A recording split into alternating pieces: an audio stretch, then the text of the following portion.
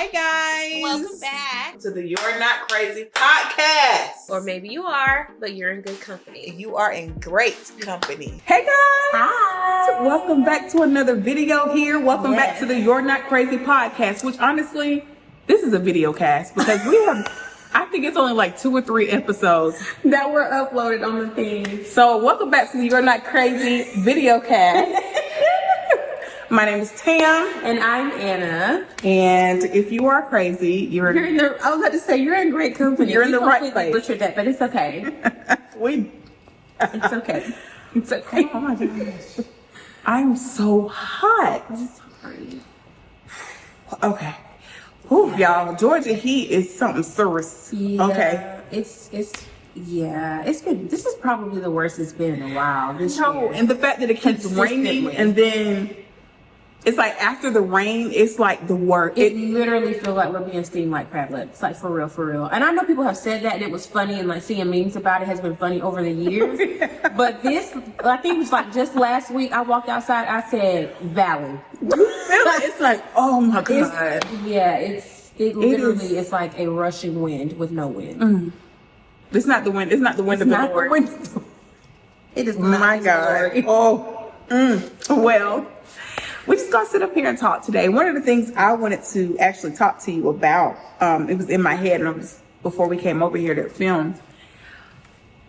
What are your thoughts on? Because it's a lot of conversation these days around jealous friends and backbiting friends. Like even I've resonated with it because I've been through that. Yeah, it's a lot. What are your thoughts on it? Like I was sitting here, I was reading.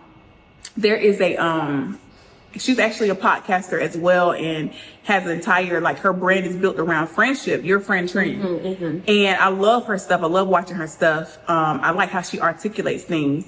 And on her, sometimes she'll do like carousels on her Instagram that's just like talking points. And one of them, she was saying like how to notice, this is a sign if your friend is so-and-so. It was her and it was actually somebody on Facebook. It was a thread on Facebook and it was like, let me know, if something about dry friends or something like that.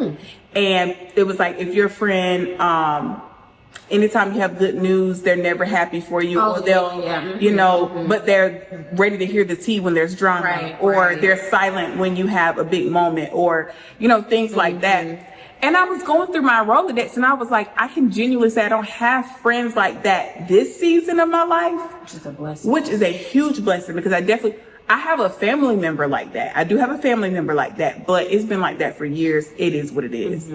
But like, as far as like friendships, I was going through and I was like, maybe a few moments, but like, I don't. But what are your thoughts on that?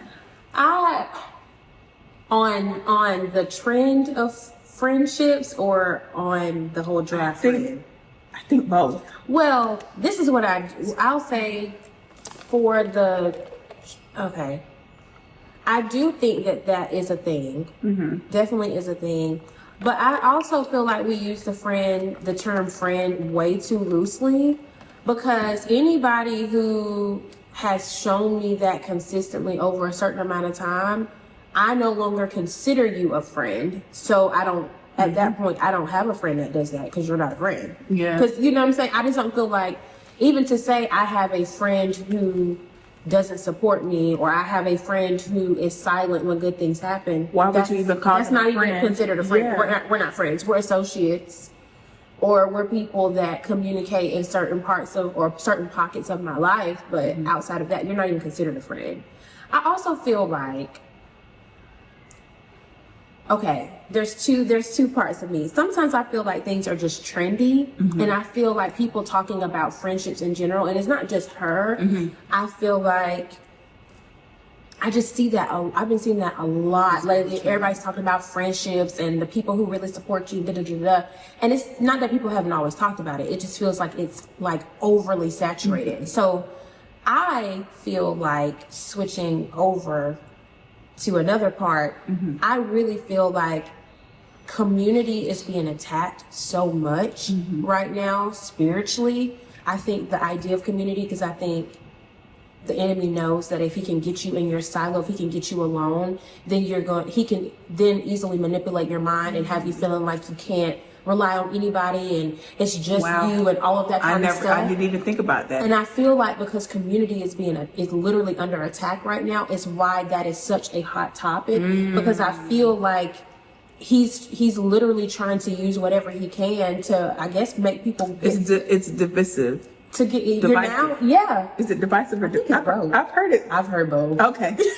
From teachers. Yes. So from it's both. From educators. But I think a part of this is it's a plot and a plan to almost get you like in the valley of decision. And I always feel like in those moments, God is giving us the opportunity to examine ourselves to say, okay, where do you place yourself? Not to be like, okay, go through your, like, put an X, or it's more so like, evaluate yourself. Can someone say that about you? And you're saying that you're their friend. Can you analyze yourself, but also analyze your community and make sure that you have a strong community around you? Because we know, especially like what we've been learning even at church, community has been preached more heavily than it has been in a long time. And I've been noticing, not just in our ministry, but even in other ministries, like different messages you'll hear where people are really going in about community and finding people who truly are there for you and making sure you check on your people and making sure you're like really honing in on what is community and why it's important and what the church needs to do and da-da-da-da. It's like, so I feel like on the other side, when you see it on social media, I feel like this is a time where the enemy is trying to use that because he's trying to get people to a place where they can't have a friend that be like, girl, come on, snap out of it. You know what I mean? Or I'm going to sit here and I'm going to cry with you. So you know that you're not alone. And then I'm going to check on you tomorrow. And then after that, we're going to have a conversation when you're ready to start. Like, I think he knows that if he can get us alone, then he can get his plan completed much faster. But also, if he can get us along and make us feel like nobody cares, nobody is there for us, it can get us into a point where we start it becomes self-centered. Because I don't need you. You don't and then you're only thinking about self. And you look up and you've missed important dates, you've missed things with friends and family members because you got a chip on your shoulder because he's feeding you lies that aren't true. I suffer through that all the time, and I always have to bring myself out of it because I think I go through what is because I'm naturally a giver and constantly doing for others. I have a servant's heart. When I don't see it reciprocated, that equivalates in my mind. What's the word I'm trying to say? My brain is gone. It's okay. It equals in my mind that they don't care about me as much as I care about them, which is not true. But of course, the enemy is on top of that insecurity going, see how they didn't show up for you here. You see how you called them and they didn't pick up. You see how they didn't text you back. And now I've learned his scheme. So you got to learn his scheme. You have to learn them. I almost called him an inappropriate word, but you got to learn his schemes. Because with him, it's the same thing over and over again. And so eventually pick up, wait a minute. You tried it on me last year. He's so basic. He ain't got no new tricks. No new tricks. You tried it on me last year and I fell for it 2 years in a row. But this year, baby, I'm growing. You can't. I see you. You may trip me up a couple of times. Right. But you can't trip me but so many times before I get up and whoop that tail. You know what I'm saying? So, and the way I whoop that tail is I start calling it out for what it is. Absolutely. And so I think that's very interesting. And on the other topic too, the other thing that I find interesting, you mentioned the word trendy, and I actually did a video about this and I'm going to be posting on my channel possibly tomorrow. But I was talking about how Christianity has become a trend. Oh, that's because I saw a thing, and I think you might have shared it in one of our groups or whatever. Okay. But it was a person holding a sign that said Christianity. It was on my story. Okay, that's what it was on my story. Yeah. But it was like Christianity is not a trend or whatever, or Jesus is not trendy. He's real, or something to that effect. But I feel like it's like even down to it's cringy. It's very cringy. Even down to like how people are dressing in certain The it's modest, and it's like, yes, but it's like the modest with the high water flare leg jeans and like the Jesus sandals, which I do have them on right now, but that's not. I'm gonna mind my business and you mind yours. But it's like the thick sandals, like the platform sandals, or the sneakers, you know, or the Adidas, you with know, the belt and with the tucked belt, in. and it's tucked in, and we're just okay. We're just here for Jesus. You know what I mean? And it's like, first of all, you see it everywhere, and it's exhausting because, first of all, why are we wearing things that we got picked on for in school? Anyways, so I mean, that's not even counting these big old sneakers that we literally could wade in water in. But it's we like can walk on water with. We can Let meet, me tell we you can meet something. Jesus in the middle. But I do feel like it's trendy for people to get on and talk about, you know, their relationship with God, and I don't want to sound like that person because I mean, clearly we're talking about it, right? But it's like, I've noticed it in a way to where it feels as if people are getting saved for a trend and not truly understanding. And that's the part that's been bothering me. Yes. That's the part that's been irritating me because I'm like watching certain things and I'm like, I think what's bothering me the most is that there are people talking about God, oh God, this, but there's no fruit of it. Baby, when you walking with God for real, there is fruit. There's evidence that you have a relationship with him. And like there was somebody, I was laughing. And I think I talked about this in my video, but I was laughing because like you'll go on these people's profiles. Like if I'm scrolling and I'm looking on reels or whatever, and I'll see somebody and they're like, oh, that's interesting. I always go to their page to see more and see if I want to follow them. And you'll see stuff like God first, you know, Psalms 42, you know, a scripture. And then you scroll and you see butt cheeks clapping and smoking and all of that. And hear me when I say I'm not being judgmental of someone who may really be on their journey to Christ versus someone who is proclaiming Christ in a way to say, oh, da-da-da-da. And then you have people following you. Using it as an excuse. Exactly. And then underneath that, there is no evidence that he's transforming you. Now, if I scroll down on your page 2-3 years ago, you got some stuff that be questionable, right? As a believer. And then as you scroll up, you start seeing a shift. That's different. But if you proclaiming Jesus Christ, but you're stuck, you know, you got crazy stuff on there that's clearly against the word of God. Houseway, and then that for me has what's been frustrating me. And then the fact that people think it's cute, like, oh, me and Jesus go together real bad. Do you know? Because you're saying that, but are you true? I know. I think I get frustrated because I know this walk with God is not easy. My stomach isn't not. It's going. Why? Nothing. Just continue. My walk with God is not easy. It's not. It's not easy, and y'all up here trying to make glamorize it. Yeah, it's making it cute. Which, okay, in some ways, it's like, okay, yes, like bring awareness. Like let's talk about God. Let's talk about God. But then it's like, no, but let's really talk about what it means to have a relationship with Christ. Because as soon as you're met with opposition or anything, you out the door. And also, I feel like we have almost put. It's like I can see it in my mind, but I'm trying to like explain it. It feels like you put God on as a poncho, but you still intentionally put your places in yourself in situations where you have to use him. Does that make sense what I'm trying to say?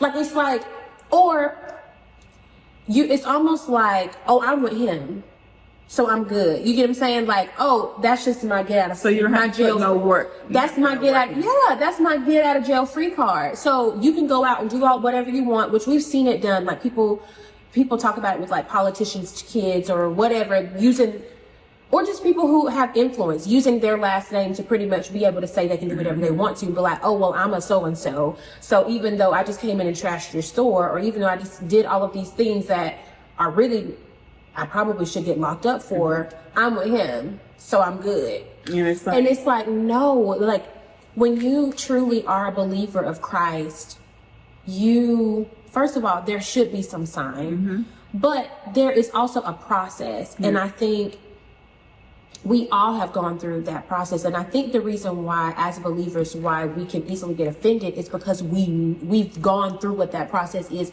and it ain't cute, it ain't trendy. Like, it was ugly, it was messy, and still is. Like, there are times where we truly feel like we have reached our wits' end and have to still stand on the little itty bitty piece of faith that we have left just to wake up in the next day and be able to use that to just try to get to a place where it's like, God, I'm going to believe you even though everything around me is telling me otherwise. Right. And so it's not saying that believing in God or following Christ is like, woe is me. Yeah. It's not an ugly journey. It is a beautiful journey because you have somebody who loves you unconditionally. You have somebody who is truly there for you and wants nothing but the best for you, and will continue to speak life into you even when you can't speak for yourself. So it is a beautiful journey, but it's not just a blanket for us to put over and not do any of the work up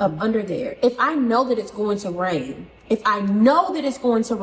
having a poncho with me is smart, but it's also smart for me not to wear flip-flops that I'm going to fall and slip in and just be like, well, I got a poncho, so I'm good. No, baby, use wisdom. Yes, you have God, but you also need wisdom as well. So it's like, I think that's the part where it's like, it's not even the vernacular. I think people being able to speak about God in their own way and in a way that resonates with others, but also them being true to themselves. Absolutely. Because all of us do not talk and walk and look the same, you know what I mean, as people. So if your way of connecting with God or talking about God is, I love Jesus and he's amazing and he's just my best friend, or me and Jesus go together real bad, fantastic. There's nothing wrong with either one of those, but make sure that when you're saying that you truly understand what that means. The weight of it. And there's going to be some things that you were able to do that you can no longer do anymore. And it's not just the outwardly things. It's not just what you wear. It's not just if you're smoking and drinking, which those things, in some ways, you are going to. Your representation. Yes. You'll see those things, but it's inward things. Like, I can't speak negatively about others and I can't speak negatively about myself anymore, because when I do, I feel it's almost like it's an unsettling feeling. Like, I can't think less of myself. I can't walk into a space and be rude to people. Like, it's like there's so I gotta forgive. I have to I forgive. can't hold grudges. I can't hold grudges. I can't anymore. cuss out the cashier. I can't cuss out my husband in private when nobody is watching. Integrity. And be okay with it and never go back and apologize. And Integrity. There's things that, some things people may never be able to outwardly see. Some things they may not see because maybe you already dress what they would consider modest, which anyways, but because that can go anyway. But maybe people aren't going to be able to tell on the outside because maybe you weren't doing all of the worldly things that they say. You know, maybe you weren't out smoking and drinking and clubbing and all that kind of stuff. But there should be something in conversation where they can hear your mind is shifting, your heart is shifting, and where your thought process has changed into where people can be like, something is different about you, you know? So anyways, that's it. I mean, yeah, I agree with that 100%, because I think a lot of times, like I was saying before, you know what this walk with God looks like. It is a beautiful journey, but it does get downright dirty sometimes when you having to be in the trenches and having to still maintain the character of Christ. That's the part that's hard. When I have family members quite literally being nasty to me, and I have to say, you're still a child of God, and vengeance is mine, saith the Lord, and bite my tongue. When I have, in the world's sense, I have every reason to go off on you. You know what I'm saying? Or when, I'm dealing with something, when we were dealing with the foolishness, which, by the way, we'll have to tell y'all that in an episode, but we have dealt with so much profiling, and just as Black business owners, women business owners, it's ridiculous. We have been profiled so many times, and we have been just flat out disrespected, and Holy Spirit activate. You know what I'm saying? Like, so 100%. with the Because motion. both of us can get down with the get down. It depends on the day. It either be her or me. It's never together at the same time. Praise Thank the God. Lord. It's typically one of us is calm and the other one's going off. But yeah. So anyway, I did want to, because I know you had mentioned you wanted to talk about like our journey, like why I think this is a good pivot to talk about why we are believers today. And I'll say this. I grew up in church. I understood at a very young age what it meant to be a child of God. I've always loved Jesus. I've always had a heart for God. Shout out to my mom and my daddy. You know what I'm saying? Y'all did y'all big one because y'all kept me in church. But when I got to college, I had to make a choice. When I got to college, I had to make a choice to say, all right, I got nothing but opportunity in space. Let me tell you something. I could be over here. I could be over there. I could be doing this. I could be doing that. Now, was I perfect in college? Absolutely not. But the conviction of the Holy Spirit was there. And for me, I chose God because I truly believe I understood the sacrifice that he made for me to have the freedoms that I had, the free will that I had. I also chose God because I saw him over and over again do miracles in my life, miracles in my family's life, comfort me. I mean, in situations where I was down bad and literally all I had was Jesus to cry on. I'm talking about in college. I mean, stuff that at the time, now I look on it, I'm like, but then it was like big deals to me. And I had God and he walked me through some things. He saved my life. I will never forget. I was, Cody and I were dating at the time, but I had stayed up a whole 24 hours working on a final exam. And Cody had just gotten off a shift and I drove to drop a friend off, a former friend off. I had to say that, a former friend off, in a city nearby. And, I fell asleep at the wheel on the way back and Cody was already in the back seat asleep because he was literally up with me and had just gotten off work. And I literally was in the left lane doing 80, went all the way across. I think it was two or three lanes, two lanes, maybe 3 lanes. And my car just happened to, when it finally got across, it was a railing. So my car hit it multiple times. That wasn't nothing but God. I could have fell asleep and it could have been trees. The railing caught us. I didn't have a scratch on my body. The car got beat up. Cody was fine. And a guy came, I'll never forget, he pulled up. He was like, oh my gosh, are y'all okay? Like, he was like, y'all look, he was like, you don't have, and I said, I just was like, it's nothing but God. It's nothing but God. I was 21 at the time. A baby. So that is why I chose God. This sounds very cliche. I chose him because he chose me. He chose me. He literally, I think about this all the time. I'm like, in any moment where I'm having a hard time focusing in on him and worshiping, like if I'm at church and my brain is clouded because I'm thinking about what I had to do before I got there, or just at home, if I'm in the car and I'm like, Lord, you deserve the honor. I immediately go to the cross and I think about what he endured for us. I think about how they quite literally beat him till he was unrecognizable. And I'm like, yeah, I'll go with you real bad, for real, because you did that for me. I wouldn't have did it. I'd be like, all right, never mind, forget. Hey, I'm good. Like, when the Pharisees and Sadducees was all in his face, mocking him and saying stuff, I would have been like, who are you talking to? Don't you know I'm a king? Like, what? You know what I'm saying? It couldn't be me. That's why, and the Lord is like, that's why I didn't choose you. So that's why I chose the Lord. What are your thoughts? I kind of have a very similar type of experience where grew up in church and all of that.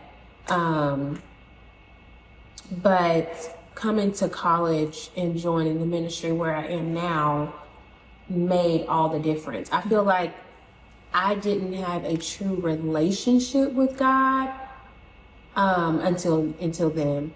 I knew God and he knew me. We knew each other. We knew of each other. But I didn't like really have a relationship with him until college, which I'm going to pivot for a second. I really feel like I really hope that y'all hear our heart when we're discussing, like, you know, Christ being trendy. But I believe that's the thing, is that when there's some people where you can see the evidence of the fact that they have a relationship with God and that they have come to know God. And this is something where they're like, oh no, like this is us, right? But then you have people who are just speaking about God because they just know of him. They know about him. And I mean, if it brings people to Christ, like both can can dwell. But I think as a believer, because of my relationship with him, is I can see the difference between, I know what it feels like to just know of him and to know who he is and to have a relationship with him. And I still choose to believe God because he has saved my life in so many different ways. Quite literally in moments where I felt like I had in the moments where I felt like I had everything that I asked for and still didn't want to be on this earth, that to me brought me to a place to where I was like, no, like having a relationship with God truly saved Your life. my life. Because I prayed for the kids. I prayed for the husband, and not just a husband, a good husband, a God-fearing husband. I prayed for that, and I had it, and I still didn't want to be here. And for God to think enough about me to turn that around and to bring me to where I am now, I have no choice but to continue to choose him. And when you said that, like, that quite literally about brought me to my knees. I was like, oh, the fact that God chose me and still chooses me even in the moments where I didn't even want to be here. I didn't even want the life that he blessed me with. And he still chooses me. Like, he still called me. Like, there's still purpose on my life even when I was ready to throw it away. Like, that to me is worth more than anything in this world. Because to be able to love somebody who loves me like that, like, it far exceeds. Y'all, I'm gonna let she gonna keep talking. I'm gonna get my friend some tissue. Keep talking. But it far exceeds anything amazing that my husband could ever do for me, anything that anybody could ever say to me, any word that I could get from any person. Just that alone, I'm sold. Like, I'm sold, because I've literally seen you show up for me in every area of my life. So that's why I choose. I don't know what other got in my eye, but it is what it is. Okay. Thank you. But that's why I chose and still choose. I think before that I chose because with the way that I grew up, I felt like when I got in the reason why I got into relationship with God for real in college is because I felt like I felt seen with him. I always felt like I was in the room, but I never felt seen until I truly had an encounter with God and felt like as he was speaking to me, I felt seen. Finally, in my 20 plus years of life, well, probably 19, 18, something like that. But anyways, I never felt like I was finally seen for me, not for any other thing, not for my last name or my parents or my grandparents or whoever else, not just because, oh, she's the girl that sings, or she does it, not for anything else, but he just saw me for me, for who he created. That to me is what made me choose relationship with him. And then to see how he has shown up in my life over these years, I'm just like, I have no choice. I have no choice. Even when I'm angry with him, even when I don't understand, it's not enough for me to walk away. Mm-hmm. It's not enough for me to walk away. It's enough for me to be honest and say, yeah, I'm really upset. Like, I don't understand this. I don't like it. But you've never not been there before. So eventually you're going to explain to me why this is the way it is. And I'll just stand here and I guess be willing and waiting for you to respond. But yeah, that's for me. I wasn't supposed to cry. No, and I was going to joke about that after you finish crying. You Not will get finished. the award. You cried first this I did. Did we really think that wasn't going to happen now? you know. Okay, continue. I think we can wrap this up and film our next episode because Pastor Benedict, I'm gonna do the benediction and Pastor Clint. I think everything that's needed to be said, and we right at 30 minutes anyway. So we want to keep this episode, cute and to the point. I mean, we want to give y'all enough, but we also don't want y'all sitting there going, dang, how much more is left of this? Clicking the video to like, see like how much we still talking. So yeah, I know I get overwhelmed with certain videos because I want to watch the whole thing, but I'm also like, oh, it's still another 40 minutes, and I've already been watching for 30. Yeah. Well, there's also that. But it do what it need to do. But so yeah, I think we can wrap this up.